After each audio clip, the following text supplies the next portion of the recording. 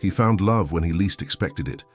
But on their wedding night, he discovered his wife was dying. With only 3 months together, he abandoned luxury to make every moment an eternal memory. But then, fate surprised them both. Can love conquer? Even time. On the 40th floor of the most imposing skyscraper in New York City, Richard Miller contemplated the city through the enormous windows of his office. The afternoon sun tinged the buildings with golden hues, creating a spectacle that few had the privilege to admire from that height.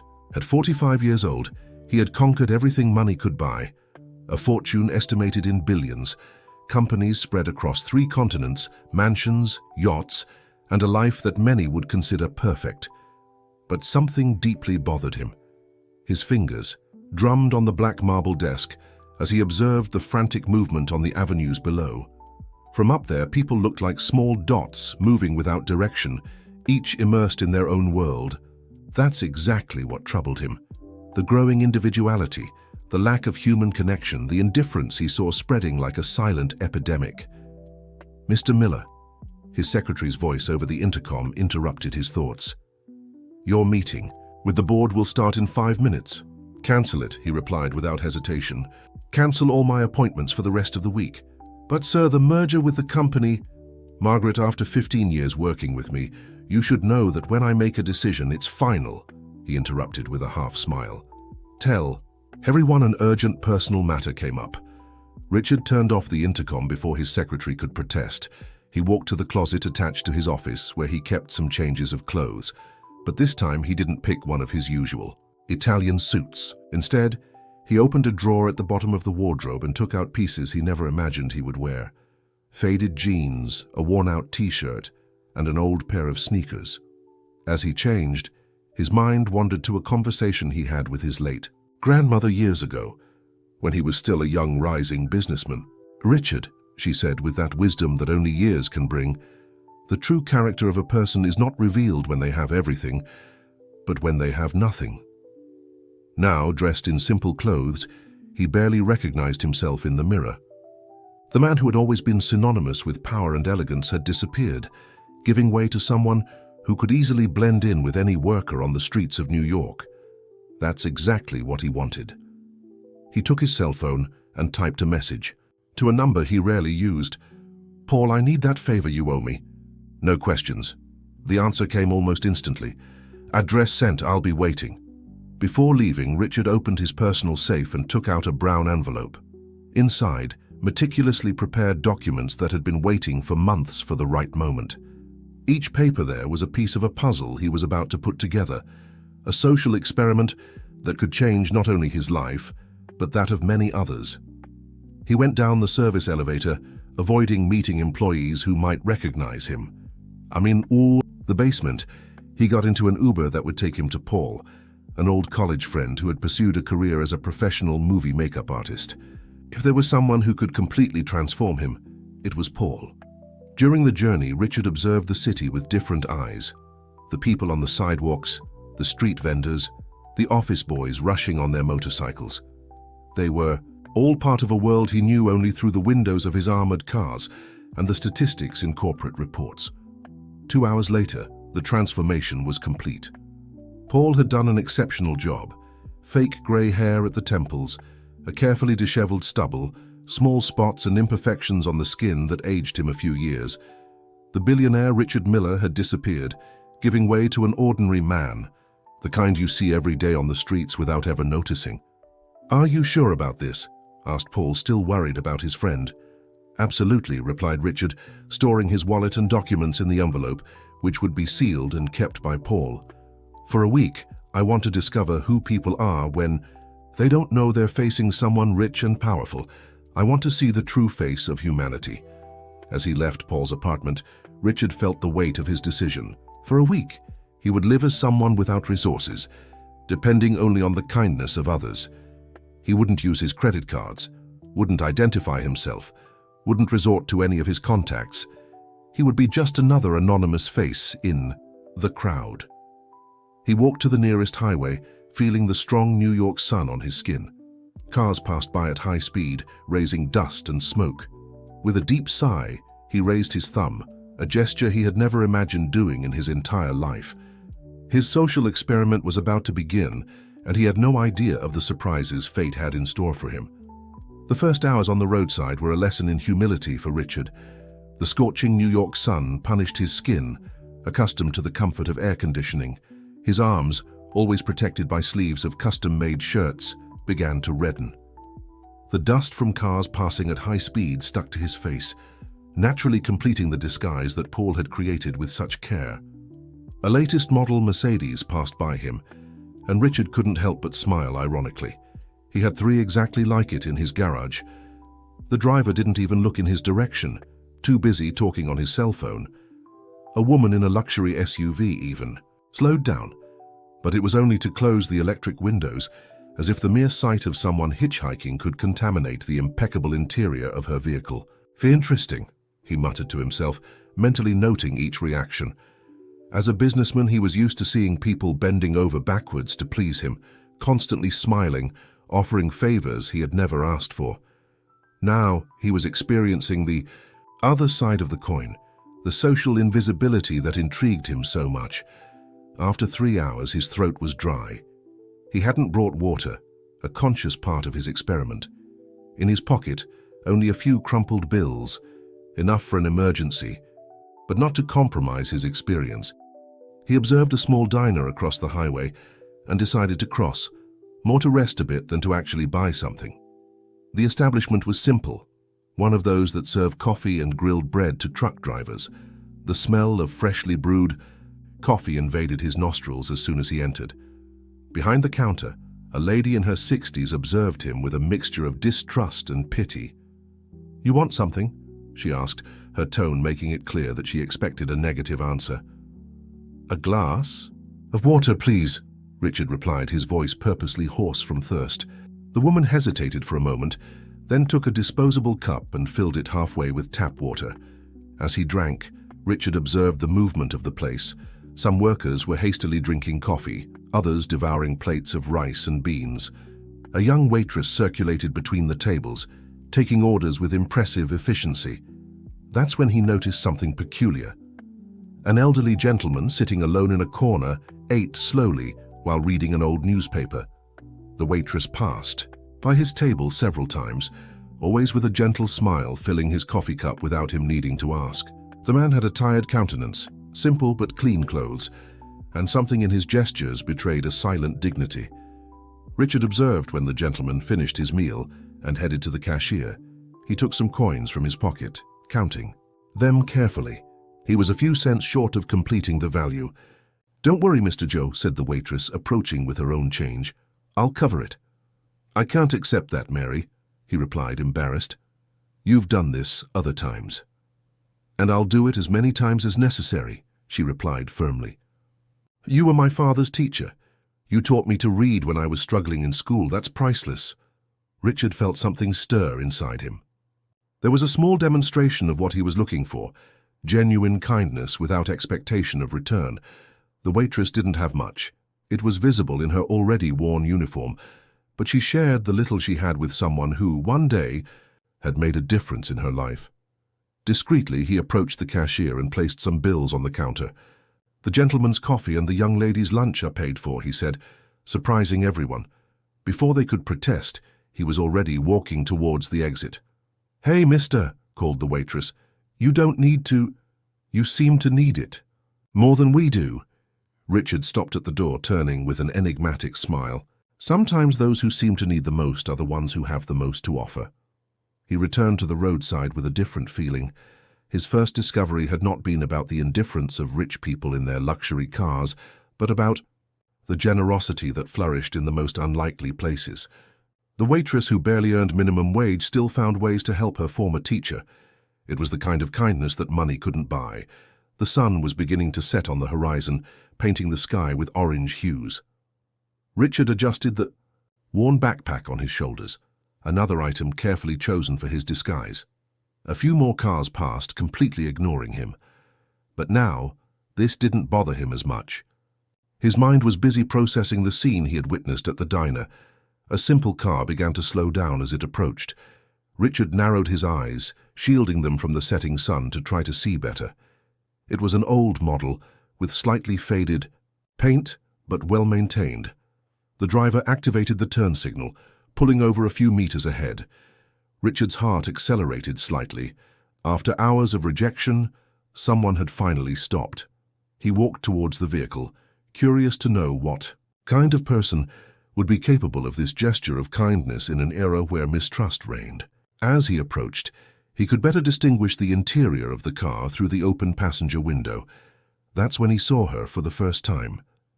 Hannah adjusted the rearview mirror with fingers calloused by work, her brown eyes reflecting a mixture of caution and compassion.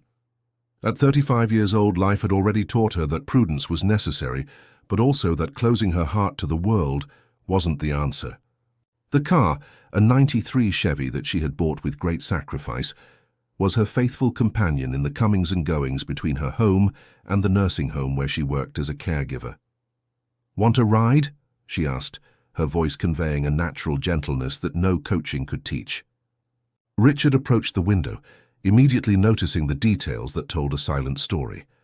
The slightly faded uniform of St. Clair's nursing home from many washes, an empty lunchbox in the back seat, a rosary hanging from the rearview mirror, small indications of a simple but dignified life. "Thank you very much," he replied, carefully entering the car.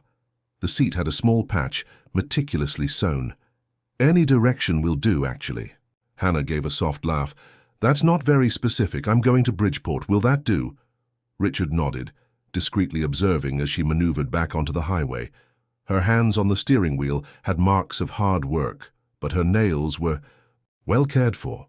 The kind of person who maintains dignity even in the most difficult circumstances. "My name is Hannah," she said, breaking the initial silence. "And you?" "Richard," he replied, using his real name, a small truth amidst his elaborate experiment. "You work at St. Clair's nursing home." "For 8 years," she confirmed, her eyes fixed on the road. "It's not an easy job, but it's rewarding. Each smile from the elderly is worth more than any salary." As they talked, Richard noticed a photo stuck on the dashboard. A boy of about 10 years old smiling next to an older lady. The resemblance to Hannah was evident. "My son Luke, and my mother, Mrs. Carmen," she explained, noticing his gaze. "They're my reason for living." The conversation flowed naturally, and Richard found himself fascinated by the way Hannah talked about her life, without self-pity, without bitterness, just a serene acceptance of the challenges life had presented her. She told about how she took on the responsibility of caring for her mother when she started developing health problems, about the difficulties of raising a child alone after losing her husband, about the dreams she had to postpone but not abandon. "Luke is a brilliant boy," she said, her face lighting up as she talked about her son. "He loves math, always doing experiments at home. Last week, he almost blew up the kitchen trying to create a baking soda volcano." Richard smiled, remembering his own scientific experiments in childhood, although his had been carried out in a private laboratory with state-of-the-art equipment. The car began to make a strange noise, interrupting the conversation. Hannah frowned, worried.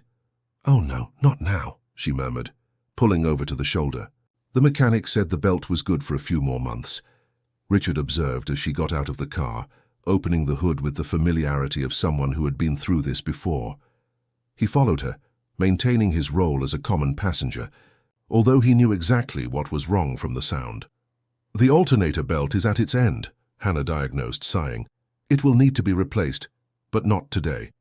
We can still make it home if we don't push it too hard." Richard admired her mechanical knowledge. "Did you learn about cars out of necessity?" "Out of necessity and curiosity," she replied, closing the hood. "When you have to choose between paying a mechanic or buying school supplies for your child, you learn to manage." Back in the car, Hannah took a water bottle from her bag and offered it to Richard. "You must be thirsty. The sun today is merciless." The gesture, so simple and genuine, touched Richard deeply. Here was someone who barely had enough for herself, but still shared what she had. As he drank the water, he noticed a notebook in the glove compartment, partially open, revealing meticulous expense notes. "Excuse my curiosity," he said, returning the bottle, "but it seems you understand quite a bit about finances, too." Hannah gave a melancholic smile. When you live counting pennies, you learn to be a first-rate mathematician. Every dollar needs to be planned, every expense calculated. She paused, as if deciding whether to continue. You know, sometimes I think about taking an accounting course. I have a knack for numbers, and I could help other people organize their finances. But for now, it's just a dream. Richard felt his heart tighten. In his position as a businessman, he signed $1,000,000 checks without blinking, while people like Hannah dreamed of opportunities that seemed so distant. The rest of the trip was filled with conversations about work at the nursing home, stories about Luke and his school adventures, and reflections on life. Hannah spoke with a wisdom that didn't come from books or universities, but from real experience, from overcome difficulties, from small daily victories. When they arrived in Bridgeport, the sun had already set. Hannah insisted on dropping him off at a well-lit gas station, concerned about his safety. "Are you sure you'll be okay?" she asked, genuinely worried. "I'll be fine," Richard assured her. "You've already done more than enough for me today." Before saying goodbye, Hannah wrote something on a piece of paper. "This is my number. If you need anything, you can call. Sometimes a little help is all we need in life." Richard took the paper, feeling the weight of that simple gesture. In a world where mistrust was the norm, this woman was offering help to a complete stranger, asking nothing in return. He watched the car drive away, the noise of the belt still audible in the quiet night. His social experiment had found much, more than he expected. He had found a person who, even with so little, had so much to teach about generosity and dignity. That night, staying in a simple hotel under his false identity, Richard began to plan how he could repay that act of kindness. But something inside him said he needed to know more about Hannah, to better understand her life, before doing anything. His experiment was far from over. The next morning dawned with Hannah already up at 5 o'clock, her routine starting long before the sun appeared. The coffee was brewing while she prepared the day's lunchbox: rice, beans, and a simple omelette. In the room next door, Luke was still asleep, enjoying the school holidays. Mrs. Carmen, her mother, was also resting in the other room of the small duplex they rented in the outskirts of Bridgeport. As she organized her things, Hannah thought about the man she had helped the day before. There was something different about him, something she couldn't explain.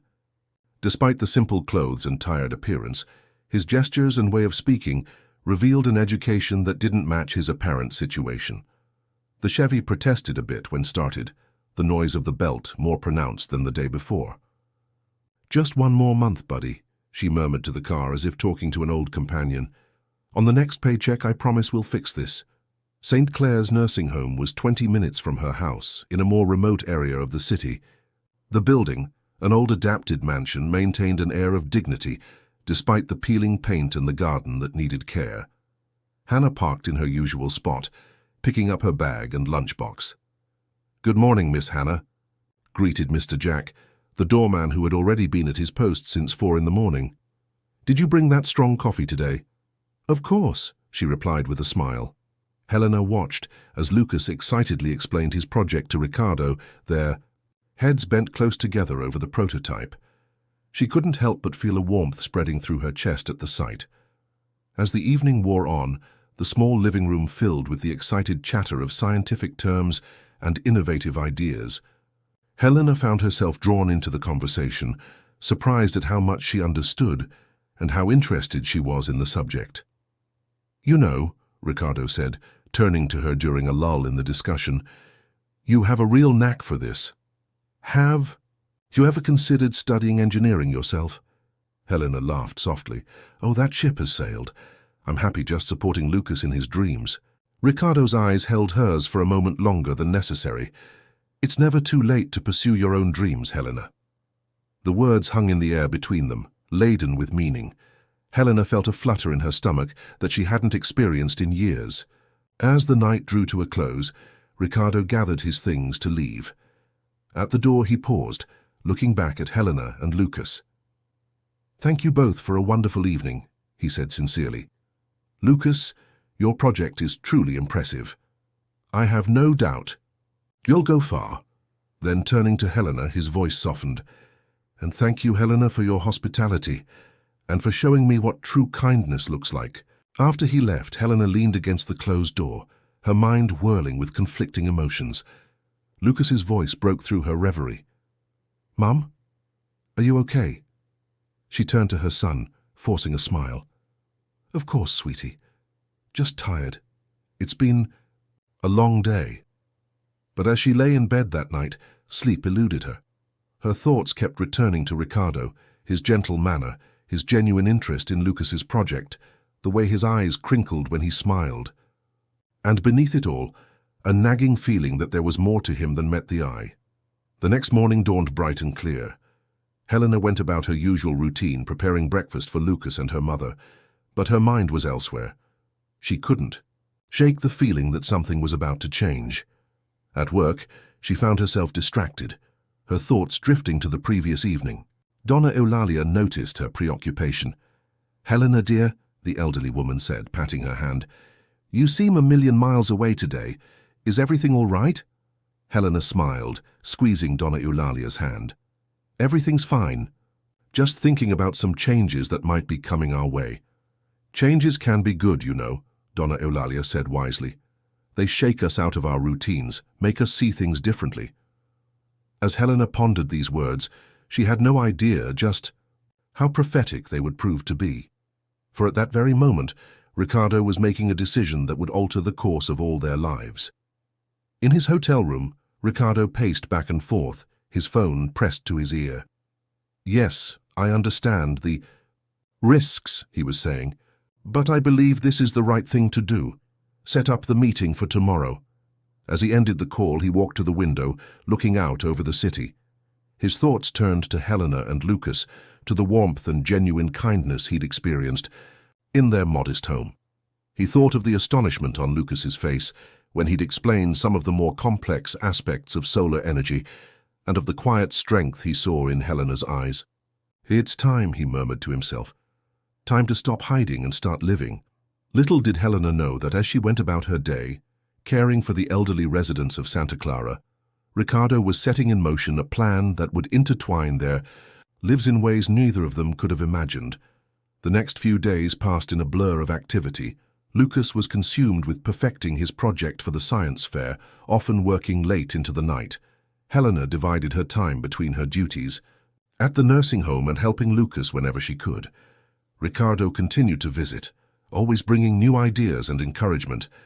Helena found herself looking forward to his visits more and more, even as a part of her remained cautious, sensing that there was more to his story than he was letting on. It was on a Wednesday evening, just days before the state science fair, that everything changed. Helena had just finished her shift at Santa Clara and was walking to her car when she saw a familiar figure leaning against it. "Ricardo," she called out, surprised. "What are you doing here?" As she got closer, she could see that his expression was serious, almost nervous. "Helena," he said, his voice low and intense, "there's something I need to tell you, something I should have told you from the beginning." Helena felt her heart rate quicken. "What is it?" Ricardo took a deep breath. "I haven't been entirely honest with you about who I am. The truth is, I'm not just some guy who happened to be hitchhiking that day. But before he could finish, they were interrupted by the sound of screeching tires. A car came careening around the corner, out of control. Time seemed to slow down as Helena saw the vehicle heading straight for them. In that moment, Ricardo didn't hesitate. He grabbed Helena and pushed her out of the way, shielding her with his body as the car slammed into the spot where they had been standing just seconds before. The world exploded into chaos. The sound of metal crunching, glass shattering, and people shouting filled the air. Helena found herself on the ground, Ricardo's arms still around her protectively. "Are you okay?" he asked urgently, his eyes scanning her for injuries. Helena nodded, too shocked to speak. As the initial panic subsided, she became aware of a warm stickiness on her hands. With horror, she realized it was blood, Ricardo's blood. "You're hurt," she gasped. Ricardo grimaced, trying to sit up. "It's not bad, just a cut, I think." But as he moved, his face paled, and Helena could see that the injury was far more serious than he was letting on. She called out for help, and soon they were surrounded by people, staff from the nursing home, passers-by who had witnessed the accident. As they waited for the ambulance to arrive, Helena held Ricardo's hand tightly. "Why?" she asked, her voice trembling. "Why did you do that?" Ricardo looked at her, his eyes filled with an emotion she couldn't quite name. "Because," he said softly, "some things are worth risking everything for." As the ambulance sirens grew closer, Helena felt as if she were standing on the edge of a precipice. She knew with a certainty that both thrilled and terrified her that life as she knew it was about to change forever. The ambulance arrived. In a flurry of flashing lights and urgent voices, paramedics swarmed around them, quickly assessing the situation. Helena found herself gently but firmly moved aside as they attended to Ricardo. "Ma'am, are you injured?" a young paramedic asked her, his eyes scanning her for visible wounds. Helena shook her head, her gaze fixed on Ricardo. "No, I'm fine. He pushed me out of the way." The paramedic nodded, his expression softening with understanding. "He saved your life then. Let's make sure we save his." As they loaded Ricardo into the ambulance, Helena felt a hand on her shoulder. She turned to see Donna Eulalia, who had made her way outside with the help of a nurse. "Go with him, dear," the elderly woman said gently. "We'll take care of everything here. Your boy needs you now." Helena hesitated for just a moment before nodding. She climbed into the ambulance, her heart pounding as the doors closed behind her. The ride to the hospital was a blur of beeping, machines and urgent medical jargon. Helena held Ricardo's hand, willing him to stay conscious. His eyes fluttered open occasionally, finding hers with a look that spoke volumes. At the hospital, Ricardo was whisked away for emergency surgery, leaving Helena alone in the stark waiting room. She sank into an uncomfortable plastic chair, her mind reeling from the events of the past hour. It was then that she remembered Lucas. With shaking hands, she pulled out her phone and dialed her neighbor, asking her to check on Lucas and her mother. Once assured that they were okay, she allowed herself to break down, silent tears streaming down her face. Hours passed, each minute feeling like an eternity. Helena paced the waiting room, her thoughts a chaotic mix of worry for Ricardo and confusion about his unfinished revelation. What had he been about to tell her? And why did it feel so monumental? Finally, a doctor appeared, his face serious but not grim. "Are you here for Ricardo Mendez?" he asked. Helena nodded, her throat too tight to speak. "He's out of surgery," the doctor continued. "The next 24 hours will be critical, but he's stable for now. You can see him briefly if you'd like." Helena followed the doctor through the sterile hospital corridors, her heart in her throat. When they reached Ricardo's room, she paused at the doorway, taken aback by the sight of him lying there, surrounded by machines and tubes. Slowly, she approached the bed. Ricardo's eyes were closed, his face pale beneath the bruises and cuts.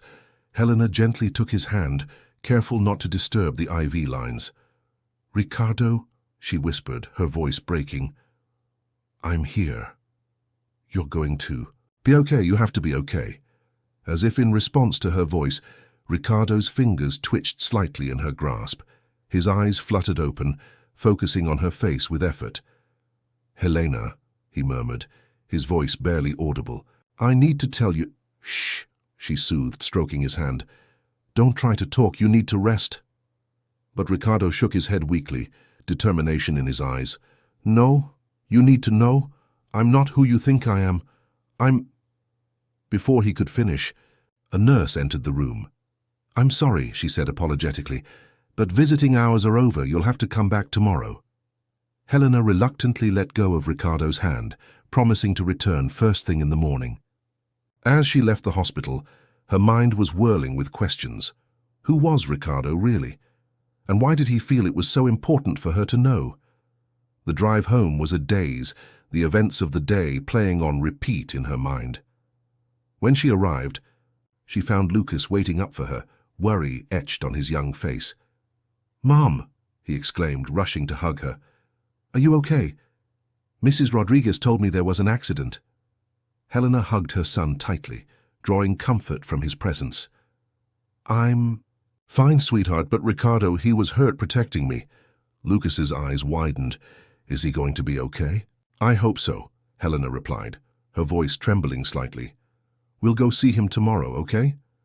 As she tucked Lucas into bed that night, Helena felt a wave of emotion wash over her.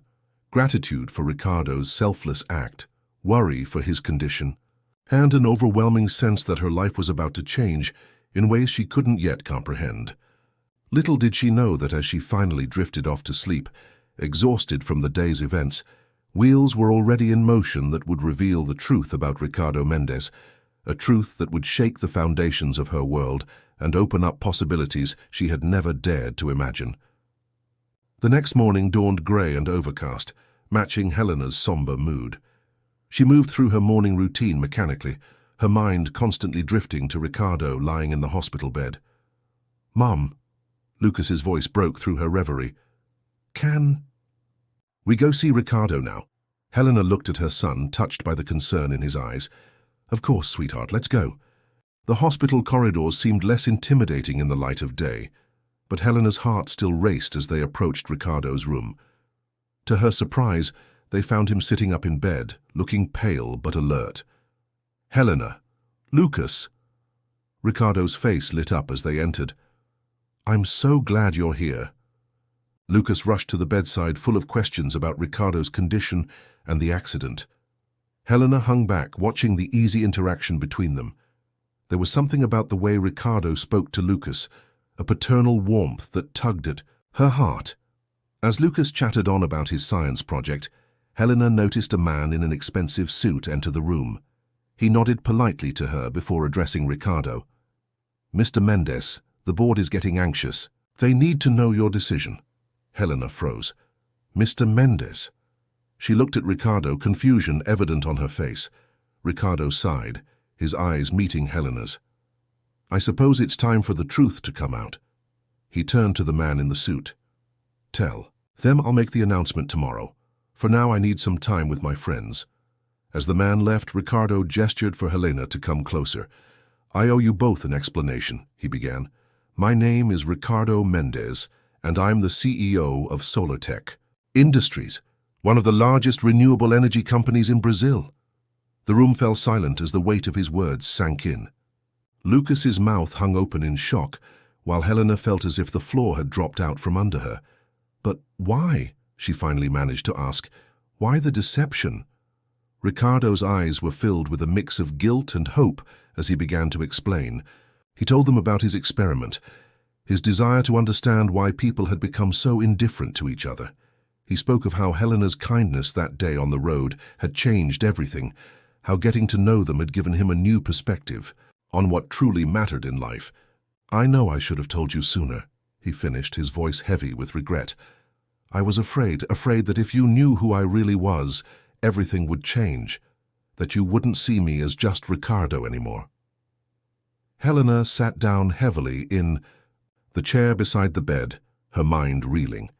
Part of her wanted to be angry at the deception, but another part understood the loneliness and isolation that had driven Ricardo to such lengths.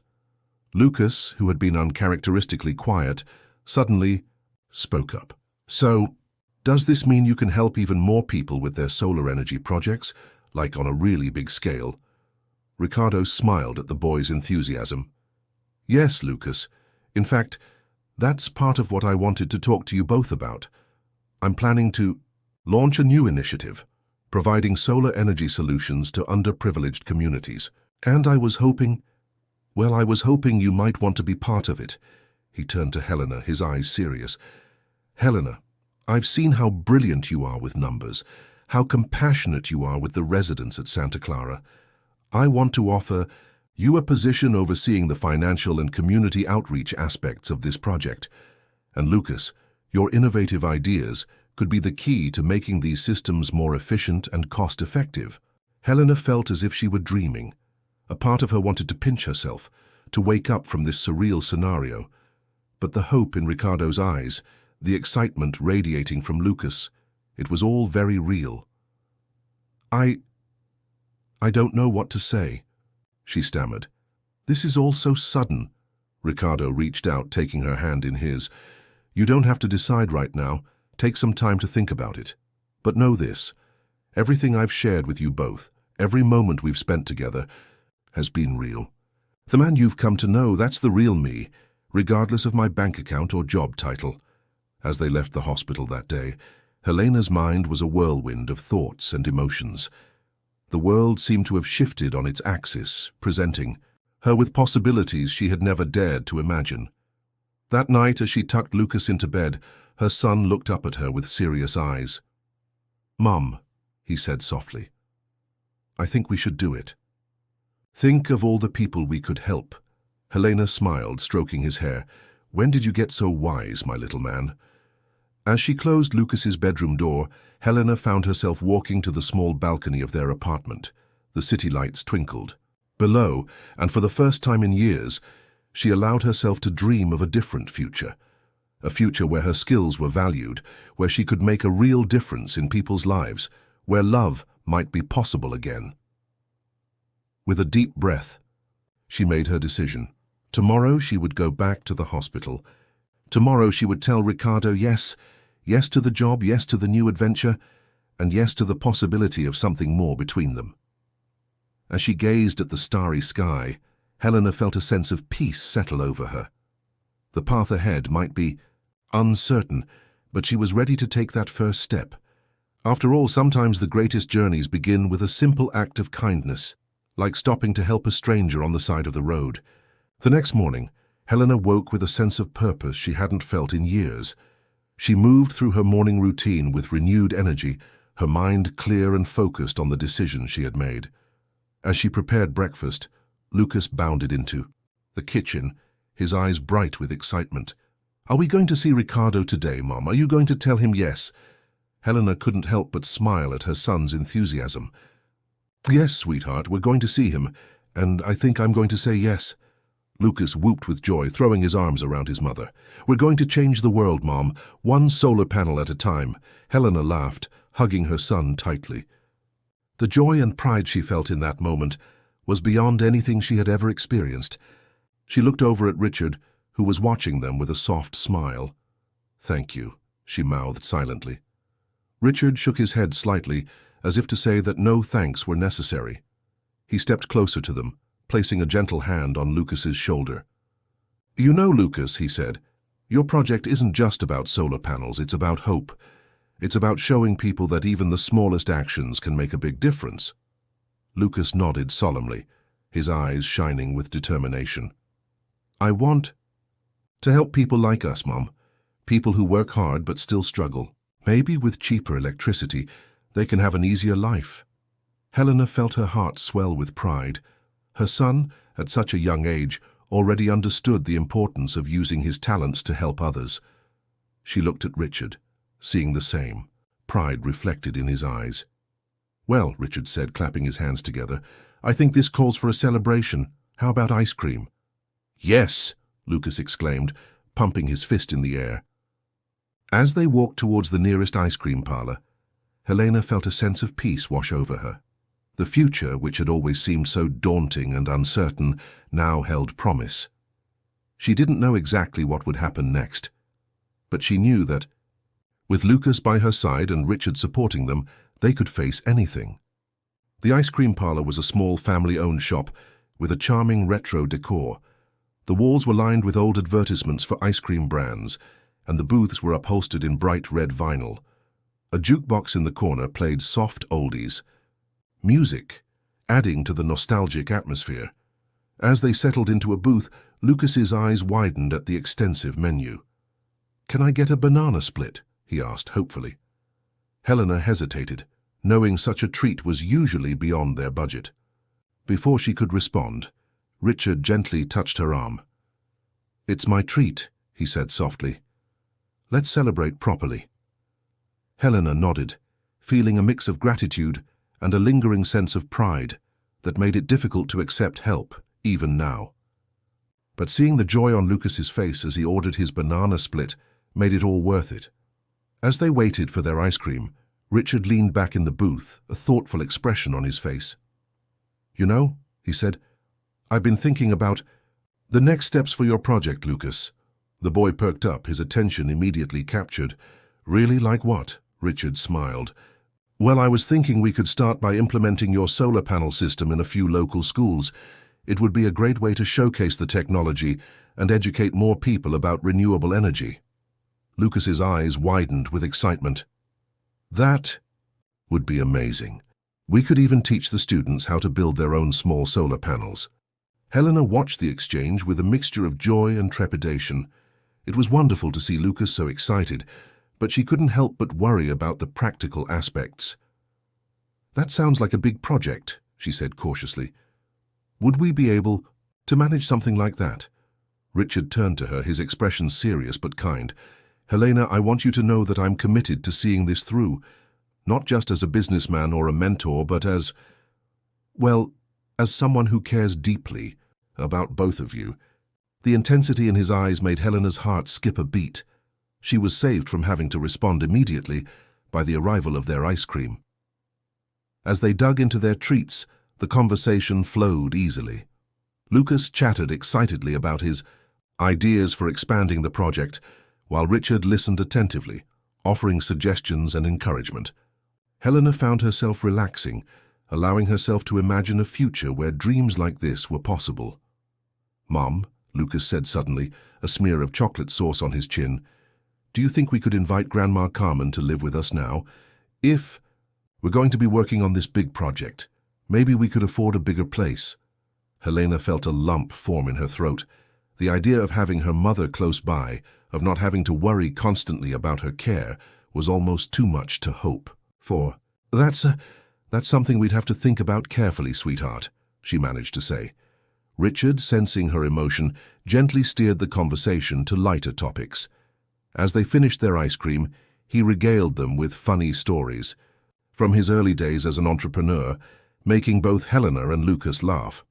As they left the ice cream parlor, the night air was cool and refreshing. Lucas walked ahead, still buzzing with excitement, while Helena and Richard followed at a slower pace. Helena, Richard said softly, I know all of this is a lot to take in. I want you to know that I'm not trying to rush anything. We can take this one step at a time, at whatever pace you're comfortable with. Helena nodded, grateful for his understanding. It's just, for so long, it's been just Lucas and me against the world. The idea of having support, of not having to struggle so much, it's almost scary. Richard gently took her hand, his touch warm and reassuring.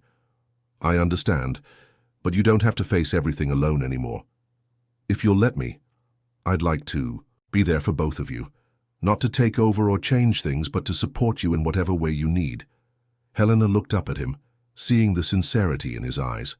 Despite everything that had happened, despite the initial deception, she found that she trusted him. More than that, she felt a connection to him that went beyond gratitude or attraction. I think, she said slowly, I think I'd like that. But Richard, you have to understand. Lucas is my world. Any changes in our lives have to be good for him. Richard nodded solemnly. Of course, Lucas is an incredible kid, Helena. You've done an amazing job raising him. I would never want to disrupt that. I just want to help, if I can. They walked in comfortable silence for a moment, their hands still linked. Ahead of them, Lucas had stopped to examine a poster advertising an upcoming science fair. Mom, Richard, look, he called excitedly.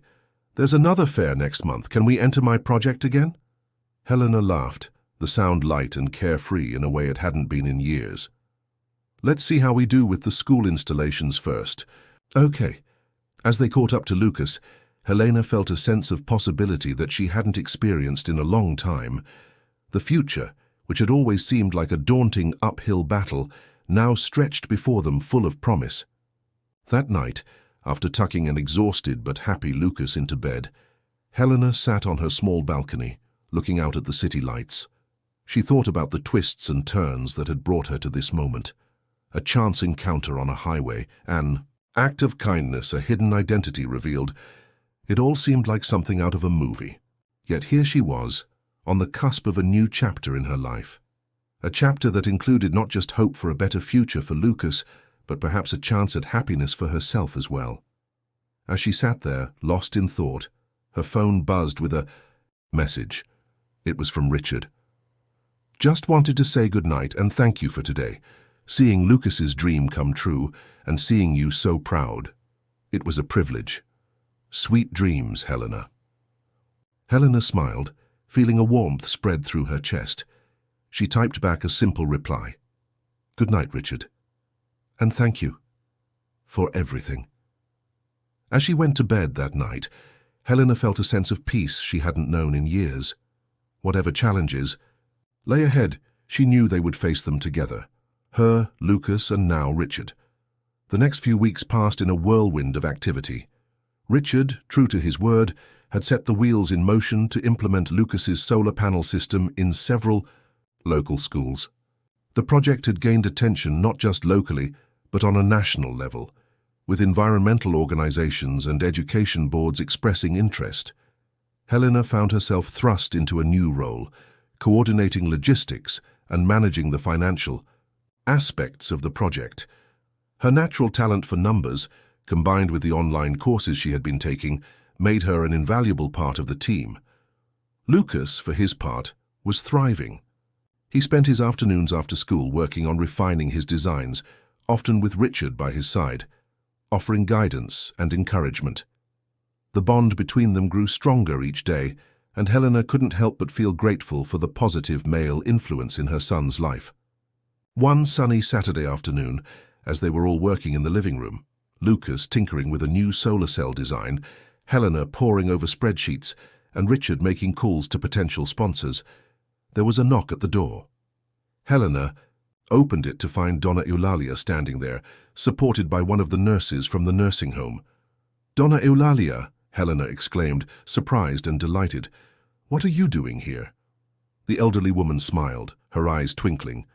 "Well, my dear, I heard about all the excitement happening here and I just had to come see for myself and," she added with a mischievous grin, "I wanted to meet this Richard I've heard so much about." Helena blushed, ushering them inside. Lucas jumped up to greet Donna Eulalia, showing her his latest prototype with enthusiasm. Richard stood, extending his hand to the elderly woman. "It's a pleasure to meet you, Donna Eulalia," he said warmly. "I've heard wonderful things about you." Donna Eulalia looked him up and down, her gaze sharp despite her age. She said, a smile playing at her lips. "Well, you seem like a decent sort. Just remember, young man, our Helena and Lucas are very special. They deserve only the best." Richard nodded solemnly. "I couldn't agree more, and I promise you I'll do everything in my power to make sure they have it." The afternoon passed pleasantly, with Donna Eulalia regaling them with stories from her youth, Lucas explaining his project in great detail, and Helena and Richard exchanging fond glances over the happy scene. As the sun began to set, casting a warm glow over the small apartment, Helena felt a sense of contentment wash over her. This, she realized, was what family felt like. Not just blood relations, but a group of people brought together by love, respect, and shared dreams. Later that evening, after Donna Eulalia had been escorted back to the nursing home and Lucas had gone to bed, Helena and Richard sat on the balcony, enjoying the cool night air. "You know," Richard said softly, "I've been thinking about something," Donna Eulalia said, "about you and Lucas deserving the best." Helena turned to look at him, curious. "Oh?" Richard took a deep breath, as if steeling himself for something. "Helena, I want to ask you something. It's okay if you're not ready, or if you need time to think about it, but I feel like I need to put it out there." Helena's heart began to race. "What is it, Richard?" He took her hand gently, his eyes meeting hers with an intensity that took her breath away. "Helena, I know we haven't known each other for very long, at least not in the traditional sense, but these past weeks, working together, seeing you with Lucas, watching you blossom in your new role, I've fallen in love with you." Helena felt tears prick at her eyes, a mix of joy and disbelief washing over her. Richard continued, his voice soft but steady. "I'm not proposing marriage or anything that drastic, but I want you to know that I'm committed to you and Lucas. I want to be a part of your lives, to support your dreams, to face challenges together. If you'll have me, I'd like us to be a family." Helena was quiet for a long moment, her mind whirling with emotions and thoughts. Finally, she squeezed Richard's hand, a small smile playing at her lips. "Richard," she said softly, "when I picked up a stranger on the highway that day, I never imagined it would lead to this. But now I can't imagine my life, our lives, one without you in it." She leaned in, pressing a gentle kiss to his lips. As they parted, both slightly breathless, Helena whispered, "Yes, let's be a family." Richard's face lit up with joy, and he pulled her into a tight embrace. As they held each other under the starry sky, Helena felt a sense of rightness, of coming home. The future stretched out before them, full of possibilities. There would be challenges, of course, blending their lives, navigating the public attention that Lucas's project was sure to bring, balancing Richard's business world with their simpler lifestyle. But Helena knew that together they could face anything. As they sat there, wrapped in each other's arms, Helena thought about the strange and wonderful path that had led them here. A simple act of kindness on a highway had set in motion a chain of events that would change not just their lives, but potentially the lives of many others through Lucas's innovative project. It was a reminder, she thought, that even the smallest actions could have far-reaching consequences, that kindness, integrity, and love were forces powerful enough to transform lives. With Richard by her side and Lucas's bright future ahead, Helena felt ready to embrace whatever came next. Their story was far from over. In many ways, it was just beginning. But whatever challenges or joys lay ahead, they would face them together, as a family bound not by blood, but by choice and love. As the stars twinkled overhead, Helena sent a silent thank you to the universe for the unexpected blessings in her life. Then, hand in hand with Richard, she went inside to check on Lucas one last time before bed. Tomorrow would bring new adventures, new challenges and new opportunities. But for now, in this moment, everything was perfect. Helena, Richard and Lucas, a family brought together by chance, bound by love, and ready to change the world, one solar panel at a time.